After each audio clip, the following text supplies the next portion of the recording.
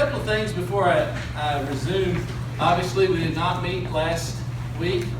I was suffering in 78-degree. No, actually, I was in a church building, so I didn't know what it was outside.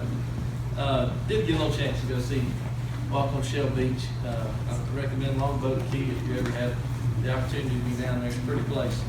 We're going to resume the second. I was working on my marriage, by the way. I mean, my wife and I were down there, so it sounds good. All right. But we're talking about how can I build up my marriage. We're on our second lesson. We're going to be continuing that tonight. I do want to say a couple of things as we get started. Dale, I figure like there's no time like the present here. A little wisdom comes from every corner, and including Dennis the Menace. And so thanks to one of our marriage gurus, Dale Wiley, he sent me this, or gave me this. So it's, man, what's George's wife's name? Any of you Dennis the Menace aficionados? Martha. If you're ever in a trivia game, remember that. All right, so she's talking to Dennis's mom, who is Dennis's mom. Okay, Dennis the Menace's mom. So they're having tea together. Here comes George in the door, and just on cue, he's holding a newspaper. She says to Dennis's mom, "It's really George who keeps the spark in our marriage, which can be highly flammable at times." I don't think that they're the only ones that might can say that. So we're trying to build certain flames and put out certain flames, right? That's kind of our job as I see it. I want to mention a resource that we have. Kathy and I are actually reading through this book right now, and I highly recommend it. There's actually two resources. We've just started reading one at breakfast, and it's called, was it Marriage Proverbs or something? It's 31 days going through the book of Proverbs. It's great. You can go as deep or as shallow as you want to on that, but we're also reading this together. It's called 10 Ways to a Stronger Marriage. Trey Lee Morgan. I wish I'd had this resource before teaching the class, because there's a lot of good stuff on the very subjects that we're talking about. Just to give you the table of contents, this might be enough. And these are members of the church, by the way. He's a gospel preacher, I think, in Louisiana, Texas, or somewhere. The chapter's entitled "Keep Paddling," "Keep Up the Chase," "Talking is Not Optional," "Praise, Heap It On Thick," "Let's Get Naked, but Not That Way." Next chapter, "Let's Get Naked, Yes, That Way." Chapter 7, "Treat your spouse better than they deserve," "Keep first things first," "Friendship Matters," "The Overlooked Intimacy," and some discussion questions. What I like about this is he's the main author. He's the one who most often contributes. But there are places in the chapter where she kind of gives the woman's perspective, and it's really good to give it a balanced perspective, and really helps husbands and wives, I think. And it covers it very transparently, and I think that's what we need. So often we hide, and we're not really as forthcoming as we need to be with each other, certainly, and we are afraid. You know, we just read the chapter on sex. It was the most recent chapter. And he talked about the time that he was going to preach about that in church. And I guess it was a sermon. I can't remember now the illustration, but he was saying, it was a song leader. Song leader calls, like we have here. Song leader calls and says, "Hey, what's your sermon on Sunday?" So song leader asked Trey, and he goes, "Well, I'm preaching on sex." He said there was like a 10 to 15 second silence on the phone, when finally at the end of it, the song leader finally says, "I don't know if I'm going to find these songs about that, but I'll try." But come Sunday morning, the song leader gets up and he says, "I had a hard time finding songs on our subject today." He said, is there any song anybody can think of?" And an old man in the back said, "Precious Memories." But so there's some humor in how they do that, but there's also it really is challenging, and it's really helpful. It has helped Kathy and I tremendously, and I recommend that. So you can find it, I think Amazon carries it. But we're talking about being hardworking in building up your marriage. And if you'll recall, just to do a very brief review on our way to our last 2 points tonight, that when we talk about being hardworking in marriage in the context of this lesson, what are we talking about? what do we mean by hardworking as it relates to this particular lesson that we're looking at? I mean, do your chores. Husbands, do your honeydew projects, and wives, make sure that you clean the house. Is that what? In what way? Obviously, that does have bearing on this. But what's the heart of it? Being purposeful in the things that you do to strengthen your marriage. Okay, so being purposeful, putting in effort, right? We're going to talk about the investment principle, which we're all very familiar with, and make some application in marriage. But this is in, do you remember we mentioned Barbara and Dennis Rainey's book, Staying Close? I recommend it. It's another great resource. And do you remember the very just overwhelming statistic they gave about the percentage of couples that are suffering from isolation? I have no idea how to quantify whether it's true or not, but it's easy for it to happen. So his numbers maybe not too far out of reach. And if that's the case, I know that the church makes up less than this percentage of society, but if it's something typically that affects the church, it typically affects us too. So I wouldn't say that we're out of round with what society's numbers are. 95%.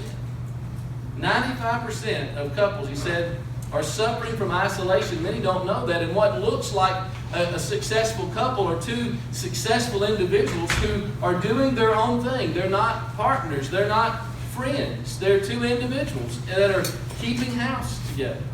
You know, another phrase that the Morgans make in their book is, we don't want to just be roommates. We want to be soulmates. And so the premise in that book is that we think that the natural tendency is to stay close, but it's not. The natural tendency is to drift apart. And so we've got to work hard. We've got to develop, to stay committed to the relationship being strong. And so as we looked in the last week, 2 weeks ago, we asked the question, what keeps us from working hard on our marriage?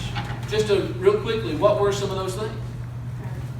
All right, the crowded calendars. We're running here and there for the various things that make up our life.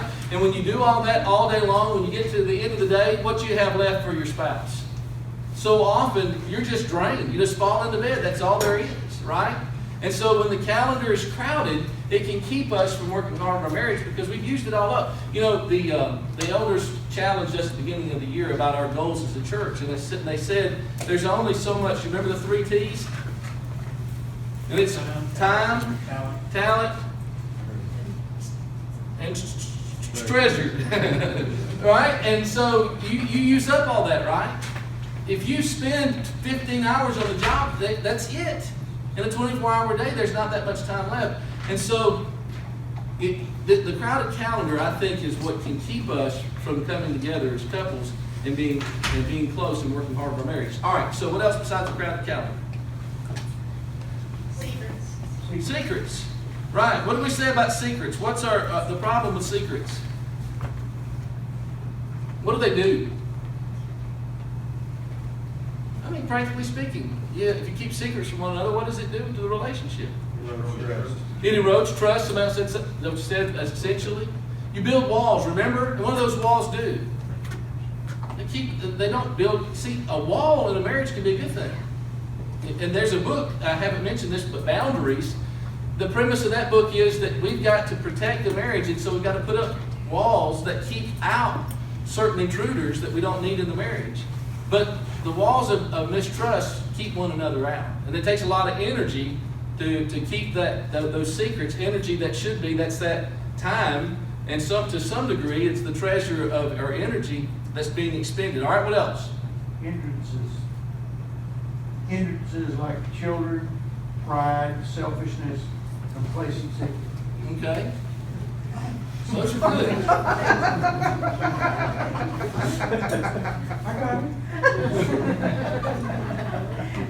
All right. Hindrances, you know. Hindrances.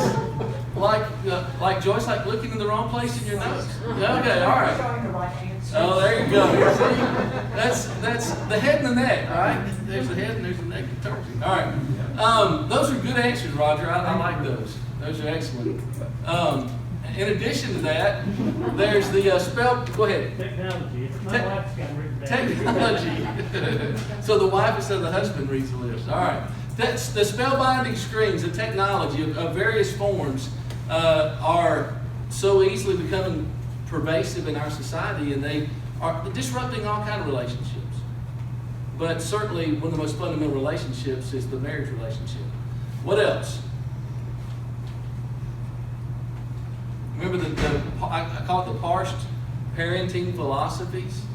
And yin and yang, you remember that idea? And so often it happens that action breeds reaction, overreaction, and you pull, from one another so that you can compensate for what you feel like your mate is not doing as they need to do.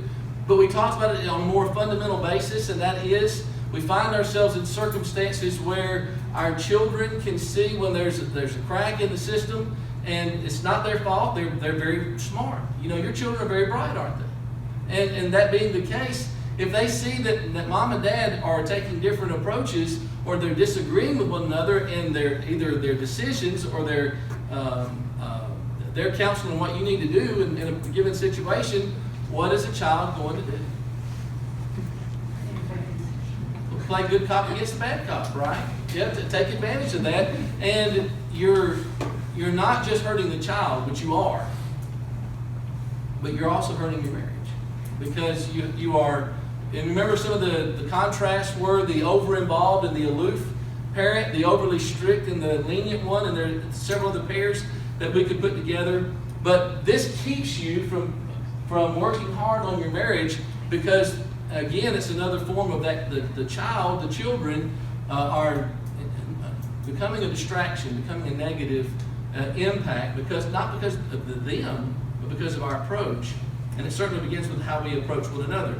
What else? Prioritization, with how we prioritize. Okay. All right. And what specific examples? Well, just not making, maybe putting your work above your marriage or your family. Okay, and that's a big one that we dealt with. It felt like that one was significant enough that it can be an issue that we are obsessed with occupation to the point. And we asked ourselves some questions, right? How do you know when that's the case? And there's some benchmarkers there that you can say, if this is consistently happening, it's going to happen sometimes.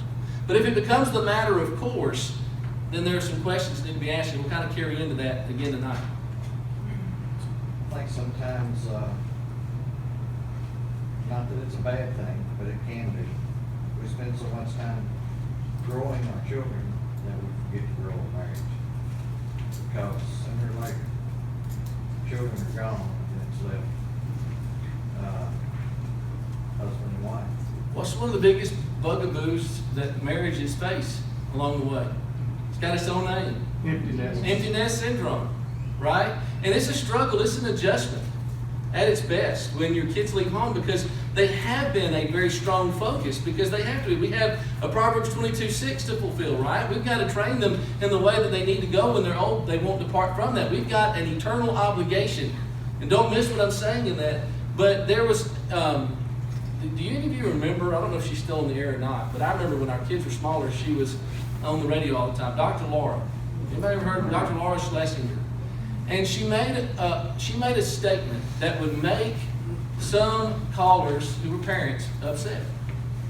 She said that you put your spouse, no, she did it wrong. She said it wrong about that, in my opinion.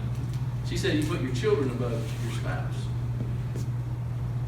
Now, and I liked a lot of what she had to say. I wholeheartedly disagree with that. You want to give your children good security in the marriage relationship? You love their mama. You love their dad. And you let them know how they are a priority, that it's God first, and then your mate, and then them. Now, that's not an abusive situation. What that does is that sets up security. As they grow up, they know they don't have to be concerned about how mom and dad are doing. And as they see you spending time with one another adequately, what is that teaching them when they grow up? It's giving them a model, something to follow. I'm not saying neglect. If you're hearing that, you're not hearing me. But I'm saying you prioritize your mate because of the very statement that was just made that they're going to leave. And then it's going to be the two of you as you adjust to that change in your home, as you move on to that next stage in marital life. All right. Also, I think we mentioned constant conflict. Did you have that in your notes? Yeah, go ahead. Back to the children, one of the basic needs, belonging. So for the child to see a marriage is failing, they don't know where they belong. I belong with dad, I belong with mom, I don't know. Whereas if you got that love, they see themselves as a product of that love and relationship. So that gives them a sense of belonging. It's one of the basic needs offered for that.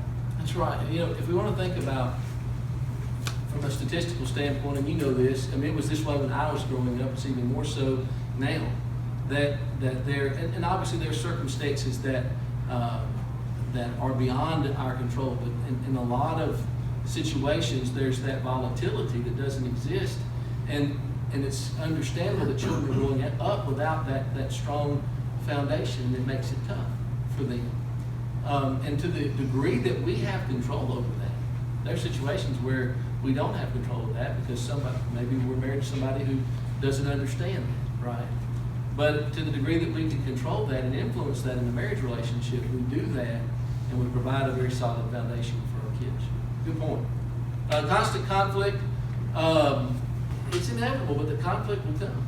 It's going to come. Remember the 5 problem areas of marriage we talked about in the very first class? You're going to have conflict all the way through married life. You may be able to stand before us, having been married for 40, 50 more years, and say, we still fight. We still have disagreements. Is that true? If you've been married, help us out. Some of you have been married a little longer. Give some encouragement to some of our folks who haven't been married as long. Do you still have arguments? I don't want to hear them. You can hear, but do they happen? Do they happen? Yes. They happen at the Pollard house. Let me tell you something. When they happen, maybe you feel the way I do. Life is miserable when things aren't right. Nothing is good. She had me scared. All right. You go to work, it's not good. You have conversations and you're having to play through all of that, and it's horrible. Until things are right, it ain't right. But some folks continue in that same pattern of conflict, and they're not getting to any kind of resolution. And that's got to be a priority. We got to get through that, because the marital health, the working hard for the marriage, is going to be compromised if we continue to find ourselves in the same place. Now, all right. Time traveling, I think, was another one. Is that right? Yes. Time traveling. So acting like we don't have the responsibilities of a person who's married, and sometimes we're so pursuant of our own hobbies and our own interests and our own lives and the things that we have prioritized, that we neglect the time that needs to be spent with our spouse. And then selfishness. That was where we ended. Self-service is what we called it. Remember, that was WIIFM. What's in it for me? What have you done for me lately? That sort of thing. The idea there is that we are looking or blaming our spouse when it's we that have, where we need to put our focus is on what we can do for our mate. And we'll talk about that more in other classes. Any other comments on what prevents hard work? Anything we missed that you feel like was a major category? Okay, well, that'd be a very depressing and hopeless class if that's all we did was dealt with that. So I want to ask what I think are 2 more productive questions. So what will it take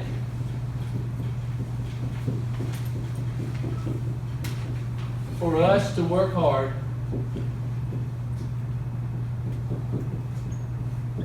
in our marriages? Commitment. Okay? And what's that look like? And for long haul. Okay, so a mindset, an attitude or a disposition toward, No matter what. okay? It'll take time. There is no quick pill you can take and to resolve that and have that fulfilled. Commitment is measurable. It's not just something that we contend that we're doing, it's something that we can quantify, right? And it's certainly in the mindset. The mindset's going to give way to the things that we say. The time is going to be something measurable and tangible. What else? What else does it take to work hard on a marriage? Self-reflection. Okay, explain what you mean. It's very difficult to expect someone to fulfill all of your needs if you're not willing to look at yourself and ask, am I doing what my spouse needs? That's a good point. Have I made this statement somewhere? And again, I talk all the time. I'm sure I've said it somewhere. You ever heard somebody say something to the effect of, especially in love, a young and puppy love, she completes me.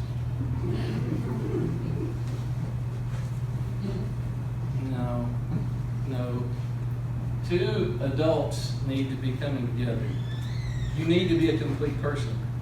A better way, and I think this gets to the heart of what we just said, is if I can spell, compliments. What's the difference? And that's with the E, compliments. I mean, compliments is good too. Say, praise them, say good things about them. But what's the difference between completing somebody and complimenting someone? Who's the fashion designers in here? Surely somebody. If things complement one another, I don't know. I'm way over my head because I don't know anything about it. It just seems like a place where you use it. We're any mathematicians in here, complementary angles. The two add together to make the goal. All right. So they each are individual integers that can come, that are on their own, stand alone. But the idea in marriage is they complement, they work together to accomplish the task. You have one that's incomplete without the other one, then it's going to be difficult for them to provide. Now, here's something that I'm not saying. We each have strengths and weaknesses, and that's part of the self-reflection process. And your spouse is going to fulfill some things that you don't do. Anybody who's messy, who's married to somebody who's a good cleaner, be almost all of you probably, somebody who's very punctual, somebody who struggles with time, so you look at those. You have somebody who's very outgoing and just the life of the party, and somebody who's, better on one-on-one circumstances. That's complimenting. You're not, but if you feel like I'm not the same without them, that's okay. Back to self-reflection. With self-reflection, what I'm doing in the marriage is I'm saying, where is it that I need to work to help this marriage to be stronger, to be better? Not the natural tendency of what does my spouse need to do. And that kind of goes back to our happiness. Good point. Did I have somebody else have a hand up? All right. What else will it take for us to make the hard work pay, or to do the hard work in marriage? So this kind of goes along with commitment, but to be intentional. Okay. All right. Hold on to the thought over there. Be intentional. Yeah, the things you say, the things you do. The time we talked about up there with commitment, or the compliments, not the other compliment. Oh, here you go. Yeah. So just to make sure that you're doing those things. So you've got to put some forethought into that. So self-reflection, I'm going to look within. With what you're saying and being intentional is that I'm going to plan ahead those things. And we're going to talk about that before we close tonight. That's a very key part of this. Excellent point. Is that you that heard? Communication. Okay. All right. Lines open. Yeah, these are all excellent answers. So all I'm going to do is augment it real quick, okay? So let me run through this. Let me say this by way of a caveat or a qualifier. What will it take for us to become harder workers in our marriage? It's not thinking that it's going to get better by itself, or think that time will take care of it. Do we sometimes say that to ourselves? Just give it some time, it'll get better. Or if I just ignore the problem, it'll go away. That's how you handle your whole life, right? If you have financial adjustments you need to make, your spending habits aren't good, I'll just ignore it. If I've accumulated debt, I just won't look at it. It doesn't hurt as bad. You know, I won't open the bills that come in the mail. Then, oh, I feel so much better, right? Or, this is hitting close to home here. I see, you know, if I just don't look down, it's not there, right? We understand we're going to have success in the other areas of life. We can't do that. But we so often just think, if I just don't focus on it, then everything's going to be okay. And that kind of gets to where Braden's at with this being intentional, right? The great philosopher Slim Whitman said, I wish upon wishes that somehow it could be that wishes could bring your sweet love back to me. If wishes could change it, you'd be by my side. If wishes were horses, then beggars would ride. That's not the way it works. To borrow what Paul says in 1 Corinthians 12 and verse 31, he's talking about the miracles that exist and what God has intended for the future. He says, behold, I'll show you a better way. There's some strategies that we can take that can help us to work hard on our marriage. So we'll get some of those areas that y'all talked about under number one. Number one, to work harder in our marriage, keep a log of hours, of your hours, for a period of time. If you're concerned about your own time away from the marriage, in whatever way that takes the forms that we talked about tonight, quantify it. Don't keep a log of your mate's activities. That's for them to do. If you find that you're overscheduling or you're settling into a pattern of investing time elsewhere, adjust it. Change that. It's within your hands to do that. Let your spouse know about meetings or trips or various activities during the day that you turn down on their behalf and why you're doing it. Not to say, not to rub it in or to win a fight, but to let them know without it being defensive. I'm trying. I want you to know that. I'm making this particular change. Your spouse is going to appreciate you for that, and it will encourage you for the decision. So if that's you on the receiving end of that, make sure you do that. Encourage them, thank them for that. Number two, plan marital time. Don't expect it to be magically produced. It doesn't work that way. You need to come up with daily and weekly rituals that bring you together. You guys got daily and weekly rituals? Are there any you can share with the class? Maybe you can provide ideas for others. Things that you do that are touch base times that help you in your marriage relationship. Josh and I drink coffee together every morning for at least an hour. Coffee together, and that is awesome. That's a great time, right? Where you can spend time together and you can discuss the things that are going on. What else? George and I do the Lehman Learners together. You do the Lehman Learner together? All right. That's our part, and we drink You're coffee. welcome. Drink coffee together and read the Lehman Learner. All right. That's a manure habit that y'all formed. All right. Coffee's been there a while. Yeah, coffee's been there. Yeah, coffee is a staple. It goes way back. What else? Anybody take walks together? How about breakfast together? Not necessarily sitting and watching the news, but maybe when you can sit across from one another. COVID's changed a lot of these things, but maybe for us guys, not shopping as much as like ball games. I'll tell you, Kathy doesn't have much of a deep interest in sports inherently. But she makes me think that she is a great Georgia Bulldogs fan. And I'm impressed. And she'll even know positions, and she'll know players, and the mileage that gets with me. And Dana, I'll stand in the soap shop with her, for that. Or I didn't say that loud. But guys, when you go shopping with her, you're telling her that your girl is the one that likes to watch ball games, and if that's the case, make sure you do that. You need to encourage her in that way. Plan marital time. Number three, when other demands eat into your marital time, remind yourself of what you're missing and tell your spouse how bad you feel about it. Number four, use the time that you do have better. Most of us are not reaching our full potential of the time that we actually have.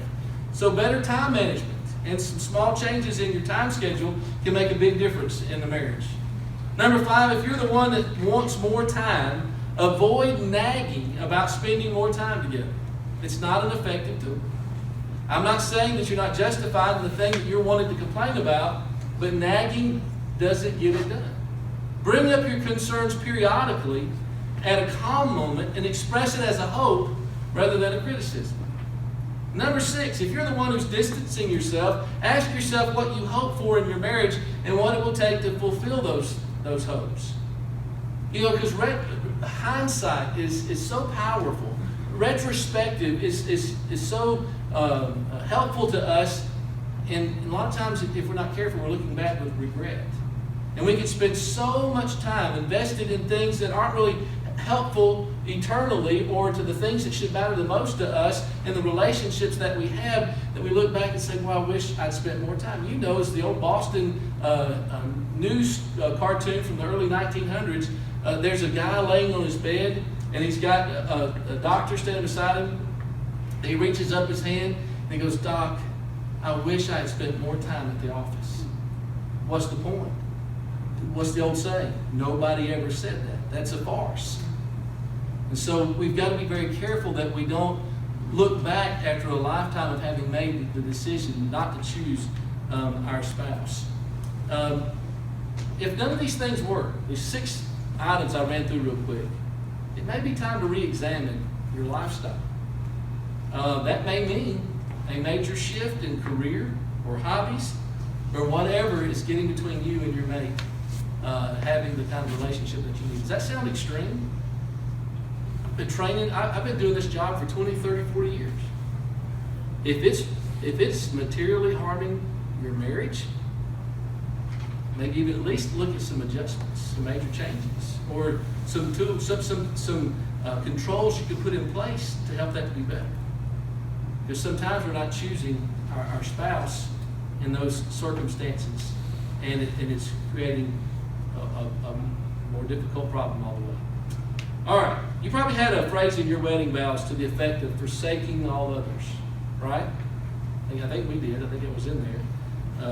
That might mean forsaking things that drain your time and that drain your mind. It's not just a sexual affair that threatens a marriage. It can be a time affair. All right? So let me get to number 3 for the sake of time. Yeah, I can do that. Number 3, what happens when we work hard in our marriages? Let me give, and I forgot I had a PowerPoint, so I can give you some visuals here. Hold on just a minute. I'm not used to my Bible class, but this is a flashback to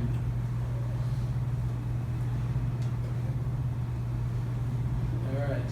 So that's a review there. So what happens if we work hard on our marriage? Number 1, you will feel better about your marriage. It's the old investment principle. The more you put into it, the more you're going to get out of it. And here are some investments that you can make that will pay almost immediate dividends in your marriage. So here's a list of about 7 or 8 things. I don't think that I have that here. So I'll go as slow as I can. Establish a set time every day to talk. And when I say that, I mean just to check in. It can be text, it can be phone calls. It's not about, hey, can you pick up my dry cleaning or who's got the kids today or those kinds of things. That's fine, that's necessary. But some time in which you just invest in talking about what's going on in your life. All right, number 2, if you've stopped going to bed together regularly, may I suggest that you start again. Why would I say that? Because we got night owls in the room. We have early risers, early birds.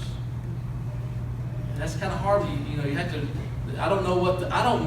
I'm not trying to solve that problem for you. That's for you to work out.